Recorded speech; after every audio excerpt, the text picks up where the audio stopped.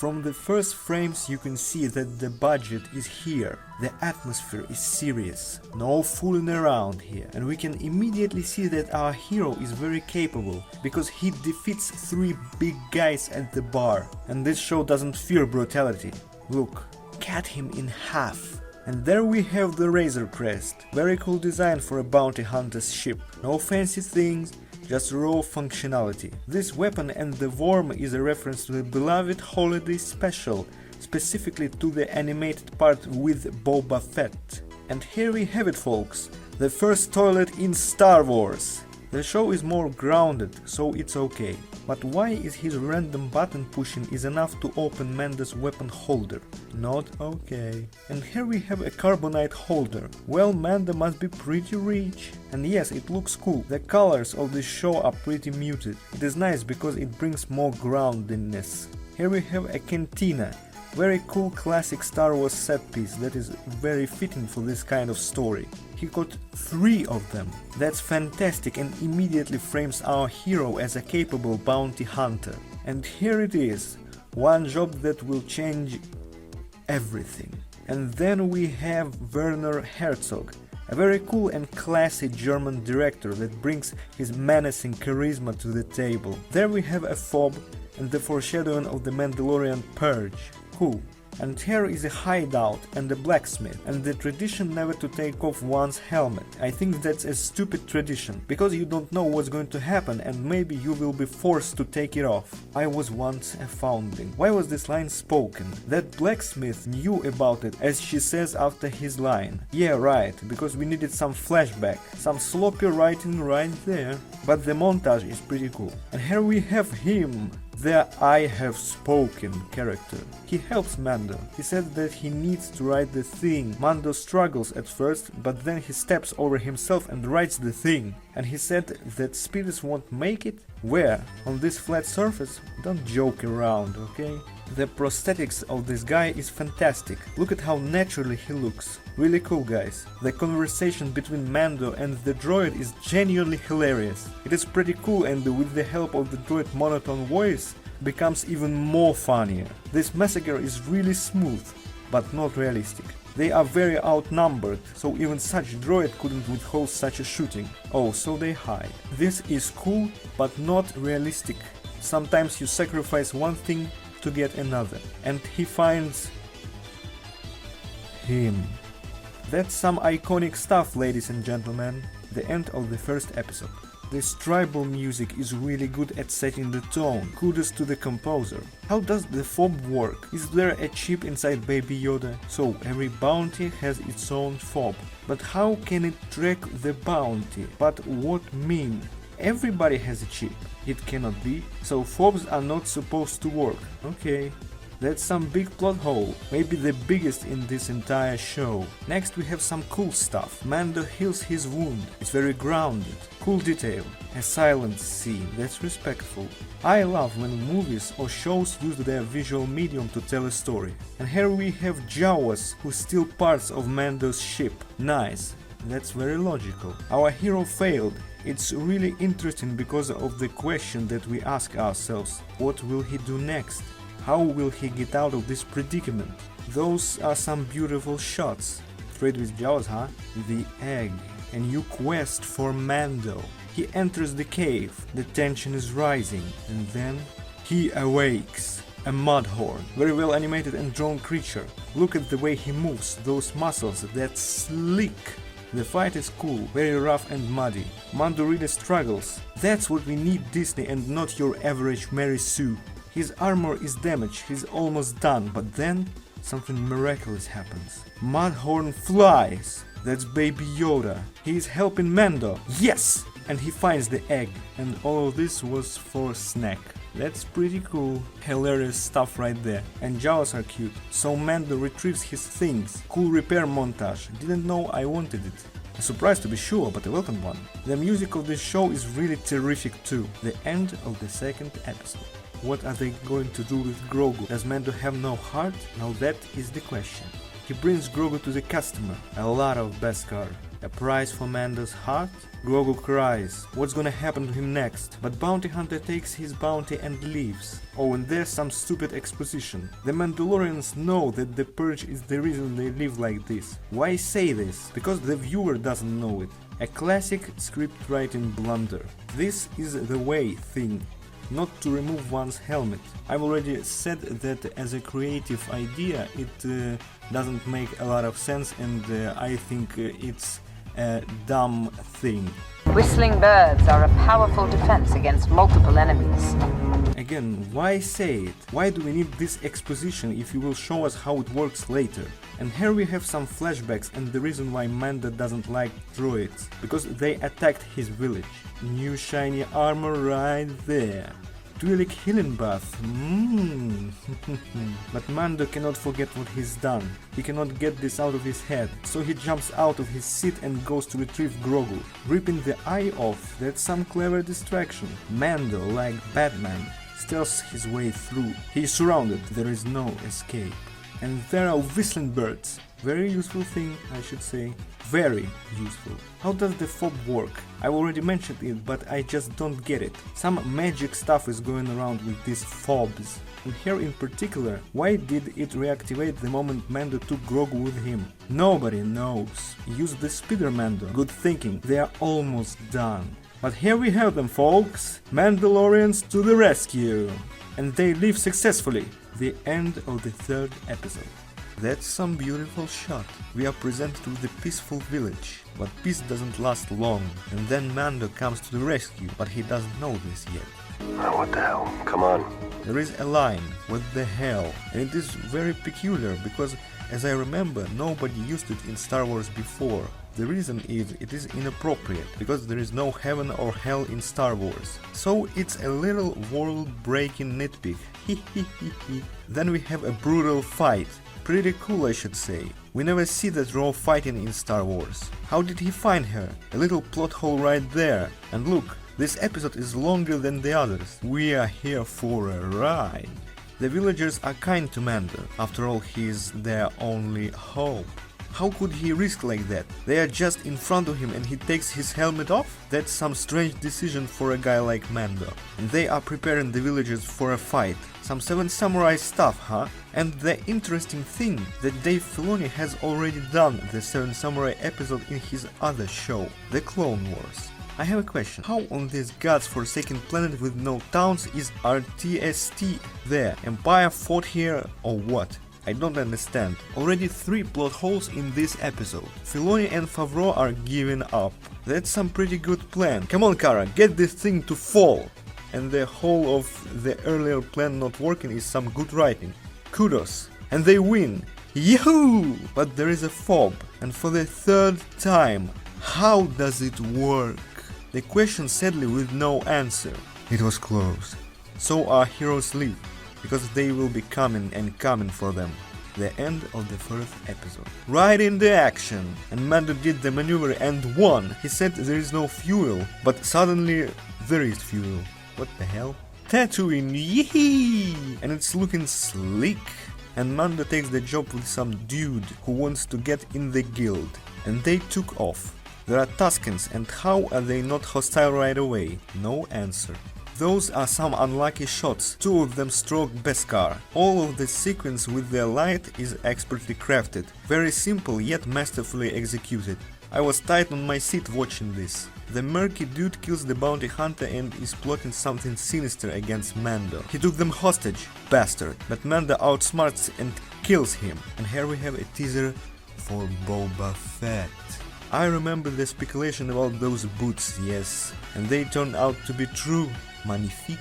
The end of the 5th episode. And here we have it, folks, the Bounty Hunter episode. The music is stellar. It is almost nothing like the John Williams score, so it sets itself apart very effectively and creates its own atmosphere that I like. And Mando beefs a little with Bill Burr. And Mando also has some history here with the Twi'lek woman. Great script writing touch. So they are flying on their mission on the Razor Crest. These are some murky guys. Accidentally, Mando reveals Grogu. That's some rough but simultaneously cool landing. I love the prison in space thing, very tight. Intruder alert, Mando defeats them all, and his tactics to get them from behind show us how competent he is. That's some tense scene. If he touches the button, they are all done. And the tension is rising and she kills the man. Clever. Ultimate distractions, those boys. Mando is locked up and left behind. She says that he deserves it. Something happened between them in the past that was bad. But Mando manages to escape. Great job. Red lights. Mando has them. And for the rest of the episode, Mando hunts them down. That's pretty cool seeing him in action like this. And he saves Baby Yoda. And there is Dave Filoni himself. That episode is considered to be a filler, and I agree, but it's a cool episode nevertheless. Seeing a team of bounty hunters in action is interesting to say the least. The end of the 6th episode. Mando has a new quest that is connected with a Grogu customer, and he takes it. But before that, he visits Cara Dune, who's fighting with Zabrak. A lot of raw fights in this show, it's pretty interesting. And Cara is in. That's some tense episode, not gonna lie. The job is very risky. And the I have spoken character repaired the droid. Interesting stuff. Quill raised him like his own child. Fascinating to see that in Star Wars. Really warms my heart. Quill will look after Grogu, so they go on the mission. These 3 dudes give me the impression that dressers and custom designers knew their stuff. These outfits feel like Star Wars. This creature and the lava landscape are very beautiful to look at. Kudos to the designers and artists behind them. Kudos! Nothing can go wrong. Nothing could go wrong, and there is a screamer. That's pretty hilarious stuff right there. The fight in the dark is darn good. And Baby Yoda heals him. Look how powerful he is. He was trying to kill them all along, but he changed his mind after what happened last night. Vernon Herzog returns. He is as sinister as he was the last time. That's really good, masterfully crafted, suspenseful scene. I cannot tell much. I can just describe any scene here as good, nothing more, nothing less. And there is an ambush, and we have a real villain introduction. Moff Gideon, played by Giancarlo Esposito. That's some tense chase, and Quill is dead. The end of the 7th episode. The final episode! Get ready, folks! That's some pretty good Stormtrooper can't aim joke, not gonna lie. Bastard! He hits the child, but then IG-11 steps in, and he kicks their asses. A nurse droid, pretty cool stuff. Why they don't do anything and just listen to him? Don't waste time, guys! Surprisingly, he gives them plenty of time. We are shown a full flashback of Mando. Tragic. Mandalorians saved him and took them as their own. That's some pretty cool explanation why he took Grogu with him. He saw himself in Grogu, a foundling left with nothing. He says his function is to nurse and protect, but he drives right into the enemy forces a second later. Some stupidity right there, but he has plot armor, so it's okay. Not entirely realistic, but pretty cool shooting scene. I like it. Mando is dying, and he removes his helmet because droids are not living things. I told you it's a stupid tradition, I just don't like it at all. But Mando is saved. The final trial is upon us. The lava river. IG will self-destruct to save the child. That's really sad. Never thought that I will become emotional over a droid. And he saves them. But there is a tie. Moff Gideon, and Mando thought out a plan with a jetpack. Let's see how successful it is. Mando struggles, but manages to plant a bomb and destroy Gideon's ship. But how is he alive after that? I don't know. But our hero are safe and sound. And of course the child too. Quill's grave. That really for a moment made me sad. And they head off to the sunset. Yeah! The end of the 8th episode. So, what can I say? It's a pretty solid first season of the show. Much better than the sequels. A very well crafted self-contained story with one big plot hole. Fob. But you can close your eyes to that, because the rest is very good, and it has its own atmosphere and feel to it. I like it. What is waiting for us down the line? Only God knows. Subscribe to the channel. Hello and welcome to the review of the beloved Season 2 of the Mandalorian show. This day is going to be legendary. Mando and Grogu are in the shadowy place. Why bring the child to that dangerous place? I don't know. And there is a set piece that looks nothing like Star Wars. It feels out of place. You know this is no place for a child. This is no place for a child. You goddamn right. Why didn't dogs attack Mando? Some magic is going around here. He travels to the village. Some western stuff right there. My god, he's not Mandalorian. I don't understand. Why is he so desperate over Boba's armor? What's its use to him anyway? I don't understand the motivation at all. How does the worm avoid all buildings? And listen, so this worm must be a usual guest here, and it's this bantha. So the villagers always find a new bantha for it to eat or what? Stupid. So these guys are that stupid. They run from one dude, so they unite with Tuskens. Those are some beautiful shots. Oh no. The stupid ass plan. You can just gear a bantha with the explosives and let it eat it. But no, we got to invent some super duper fascinating plan. Yeah? It's really a dumb plan if you think a little. Bantha is a small prize and it's obvious. But Filoni and Favreau must have thought about it and decided to go with stupid stuff for some action. Why did they dug the explosives so far away? But the creature itself looks amazing. Yeah, and now you have the idea. The end of the first episode. Hello guys, just a quick reminder for you to subscribe to the channel. It's free and you can change your mind anytime. Let's continue. Mando is willing to sacrifice anything for Grogu. That scene gives us an understanding that their bond is that strong and how much the baby means to Mando. But there is a catch. He actually sacrificed nothing. That makes the scene lose its meaning. Bad, not cool. Because prior to the end it was really a powerful scene. It's her eggs and it's played for laughs. What the hell? She repaired the droid? She's a mechanic? Okay. The plot needed a translator and it found one. What? The kid can talk? And he does that for the first time. That's some convoluted stuff going around. The frog overall looks pretty good. Love the costume and the prosthetics. And the design of that spider is also pretty good. It's original and it's scary with those teeth. I don't understand one thing. Those were eggs and once Grogu eats one, they all hatch at once. That's some stupid shit right here. That was so fake. That run is so goofy. You immediately understand that it's an animatronic. That's a pretty cool writing move. I already forgot about those pilots and here they come to the rescue. Clever. The end of the second episode. What the hell is this? Traitors! Oh my god. The stupidest moment in this entire episode. How are all the shots go exactly to his Beskar armor? That simply is not possible and so freaking stupid. My goodness. Yeah, I don't really have much to say about this episode. It was pretty boring, so let's go next. Fourth episode. What's with that little hole? The ship was designed accounting for an owner who has a little creature with him? I don't have any explanation to that. Why is the control panel placed like this? Are they stupid or what? Well, I cannot tell much about this episode either. Fifth episode. I don't know why, but this forest looks fake to me. Maybe it's the size of the trees or this green color. I don't know, but something here is odd. I bet they filmed that on one of those big screens. But here it looks bad, unlike I guess many other instances in this show where it was good and natural. How come the atmosphere here is cleaner than few meters away? That's some stupid shit for cool visuals. And I think Ahsoka is a miscast. Something about her is off. Maybe that's because her tentacles are too short. I don't know. And why is she even here? Bo-Katan, then her. Too many iconic and important characters in this isolated story about the bounty hunter and his child. I hope this trend will drop here.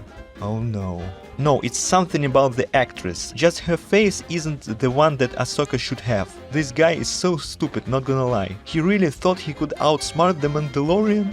Name dropping is here. Where is your master? Where is Grand Admiral Thrawn? And it was so sloppy. She already knows. who her own master is, why tell his name? It was done for the audience, of course. And look, the green hue is gone, because the light side won. Do you get it? The end of the 5th episode. That's a pretty cool interaction. You can feel the fatherly love and care Mando feels for Grogu. So there is a very important thing in the middle of nowhere, okay? I like how our hero has motivation throughout the show. It's very important. He has a goal and he moves forward to it. Remember I told you about the trend with iconic character in every episode? Well, we've got Boba Fett here, and he wants his armor back. That is a stupid motivation. All this tracking down for his old scrappy armor. And Fennec is alive. Fantastic! Nobody stays dead in this universe, except from that dude who killed her. This is so fucking stupid. I don't even know how to put it. That's so wrong in so many ways. So why was Qui-Gon dead from the same wound? Where were these mechanic stomachs back there? And how did Boba install that in her? Is he a surgeon? How long has Fennec been dead before Boba found her? This is so stupid, not gonna lie. And there is yet another stupid action scene. There are too many of them, but the plot armor is too heavy too. Like, I feel nothing when I watch these scenes. They are boring and lackluster. What the fuck? Shoot her already, you dumb idiot! So you want me to believe this? That one woman can push the giant rock like this? Why does he remain shooting? Is he an idiot? So fucking stupid. They come from every direction and Fennec defeats them. I bring my words back. I feel annoyed at this action scene and occasionally amused by the stupidity of it. How are they not dead? Beskar plot armor, yeah. And Boba's armor. Apparently it gives him super strength. And he looks fat in it. Knee rockets, yeah. And it scares the shit out of the stormtroopers. Why are they leaving? Did they comprehend the plot armor? I guess so. Because there is no reason for them to be leaving. Oh no, and the Razor Crest is gone. Too bad, so sad. Why are they moving so slow? This episode is the most stupid thing I've ever seen from this show. I can't believe this, and I think that Boba needed a recast, because the Django actor is too old for him. Maybe I'm mistaken, but Boba must be pretty young at this time. It's the lowest point for our hero. The Razor Crest is destroyed. The child is gone. What's he gonna do next? Those shackles, how goofy they are. Oh well. The end of the 6th episode. So she can just take any prisoner here to custody? Okay. Boba looks like shit, because his armor is now made of plastic, I think. Looks very cheap and fake, unlike his old rusty look. So it's so easy to get into this vehicle? Stupid. Why does every episode of this show needs an action scene? Creators, we can live without them. Make fewer but with more quality, you get it?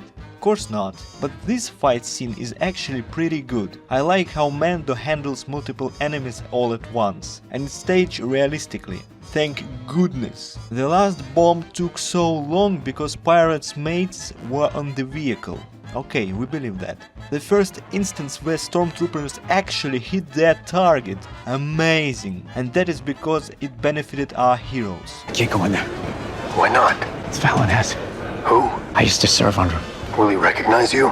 I don't know. Okay, that is stupid. Why the hell can't Mayfield go grab his helmet? Everybody wears them here, so what's the problem? The script writing has gone to shit from here. What the actual fuck? Why did face scan was successful? Was Mando an Imperial once? It's a scan for any face? Why is it even needed then? So fucking stupid, not gonna lie. But that scene with an officer is really suspenseful. Mayfield is an idiot.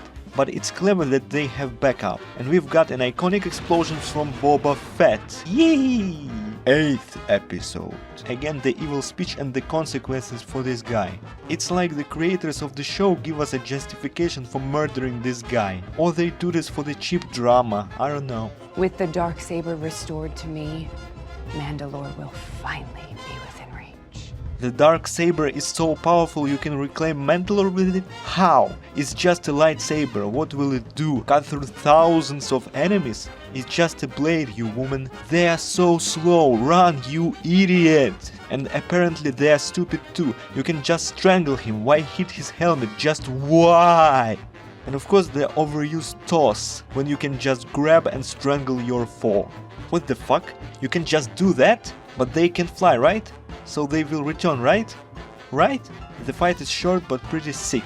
I like it. Another stupid tradition and cheap drama. Mando can just fight her and willingly lose so she can have the Darksaber, but no. They are all apparently just stupid. Yee, they can fly. The writers are not complete morons, yippee! What did I tell you? What did I tell you about the trend of iconic characters in this series? Here is yet another and maybe the most iconic hero return here. Ladies and gentlemen, the deepfake Skywalker. Cool that Moff Gideon tried to unalive himself. I don't know why, just a pretty cool detail about his character. Phew, and this AI voice. He is strong with the Force, but talent without training is nothing. Bleh. Well, and he just show up and wants the child to go with him. And how did he know about him?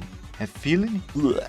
This is genuinely a strong moment. It's because it's a tough decision for Mando and we know it. We know that he cannot remove his helmet. It's his creed that he follows. But here he removes it out of love. Pure love and care for Grogu. Great moment, 10 out of 10.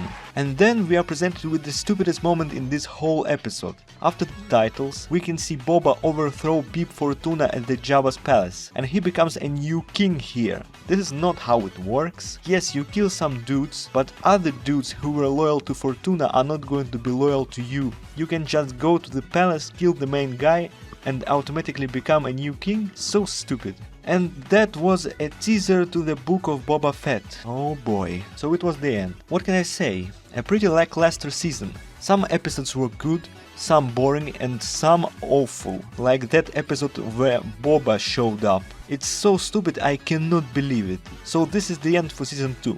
Subscribe to the channel.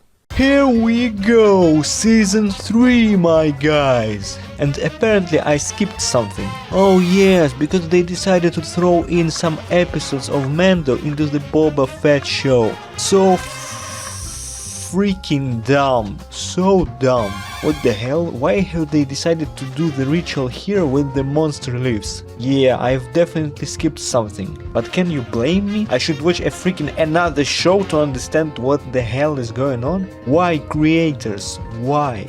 This is really suspenseful scene, not gonna lie. The tension is rising from moment to moment and this guy feels like a true bastard. Those are his parts? How? He was blown up, you dumb goons. I can't believe it, and he desperately wants this exact droid? Why, Mando? Just why? And he fixes him. Fantastic. And it causes them more problems. Idiots. That is extremely stupid shit. He wants that exact droid for no freaking reason except he's his friend. Buy a new one, Mando. Don't be an idiot. The creators are just so desperate for the plot to happen. Bad. There is a decent action scene, but what I wanna say is that how Mando's new ship is not viable for bounty hunting. How is he going to get another person to the customer if he has no space for that person in the ship? That is a stupid ass shit, not gonna lie. Ruins believability in a snap of fingers. So the Darksaber makes you an absolute leader of all the Mandalorians. The end of the first episode. So after all he decided on another droid.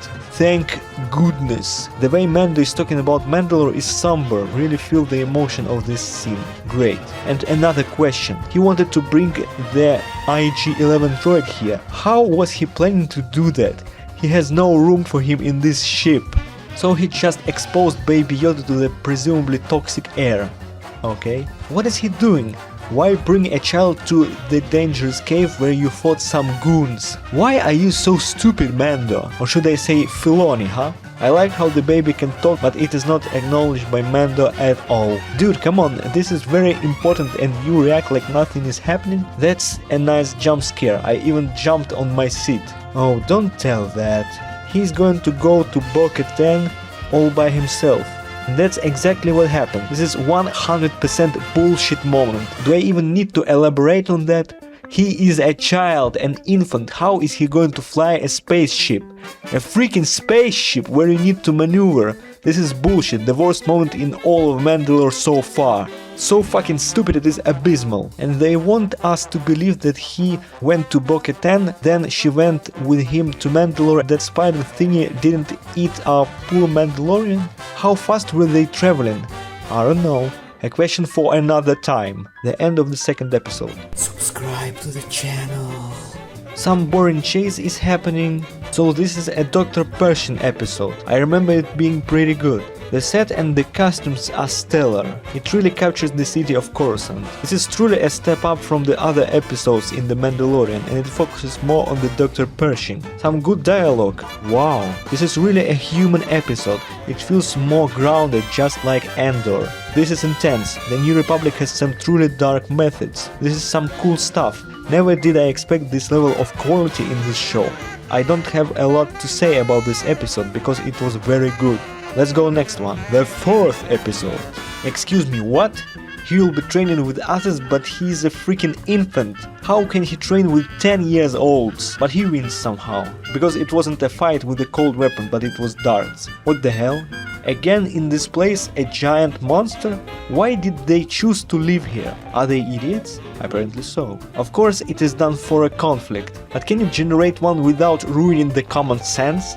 Apparently not. The puppet gets old really quick. You just watch it and does not see the potential. It's a freaking infant. There is very little character in it. You cannot do much with an infant character, you know? And it emptied its potential by the end of the second season, not gonna lie. She made an armor for the infant. It's so goofy, but apparently it makes sense because Grogu always gets in the crossfire.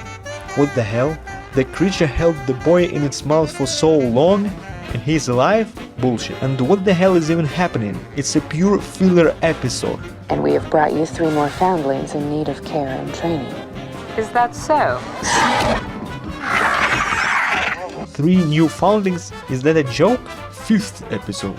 So there is no protection on this city whatsoever? Zeb! Whee! These are all citizens of Navarro. How did he know that Mandalorians are here? The question with no answer.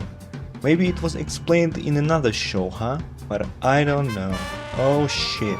He has an explanation, sorry. The Mando's speech is genuinely solid. You really feel the passion behind his words. And Paz Vizsla, he is great with his speech too. Something about the plot. The Mando's arc is over, but he wobbles into the plot that is not related to him whatsoever. He doesn't have an overarching goal anymore. So the writers create random situation and put him in there. There were quite good action scenes on the land and in the sky. But that's it. 6th episode. The design of these creatures is pretty good. The beginning is pretty tense. This is the one. This is the episode. Here we have a Jack Black cameo episode. My goodness. He and his wife have a droid problem. Eee, Christopher Lloyd, yeah! And we have a battle droid chase.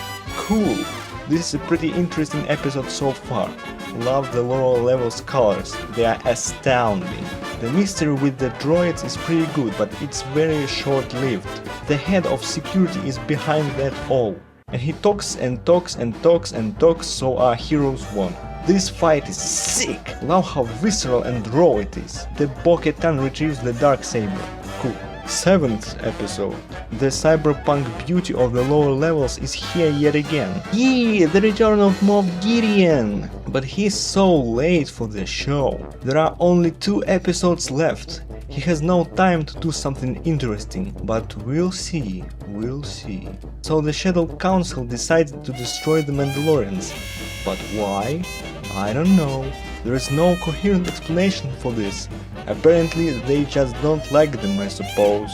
Look at the markings. I wonder how those markings are placed. There is a giant painting machine or what? Grogu, now he has nothing to do.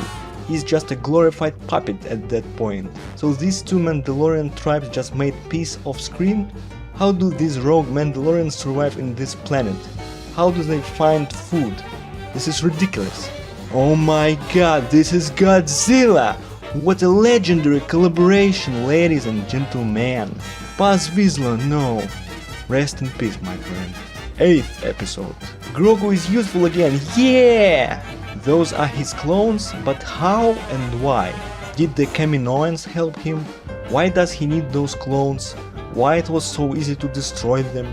So many questions, but yet no answers. These were supposed to be clones with the Force? Now that's game changing. Even the Kaminoans couldn't do that, but all of them were squashed, so it doesn't matter now anyway. The fight is sick. Why did all of them went after Grogu? Why haven't one stayed to guard Mando? Idiots. And now, the most infamous moment of this entire episode. Those idiots can't catch a literal infant. An infant. This is so stupid, my goodness. Excuse me? How is he fighting 3 guys simultaneously? This is not realistic at all. So they fight, Moff Gideon dies, and they live happily ever after. The end. So this season was pretty boring. First we saw how Din redeemed himself, and secondly we saw the Mandalore being retaken. This is shit, man, not gonna lie. The most boring stuff I've ever seen. Now that's all for me, folks. Take care and goodbye. Subscribe to the channel.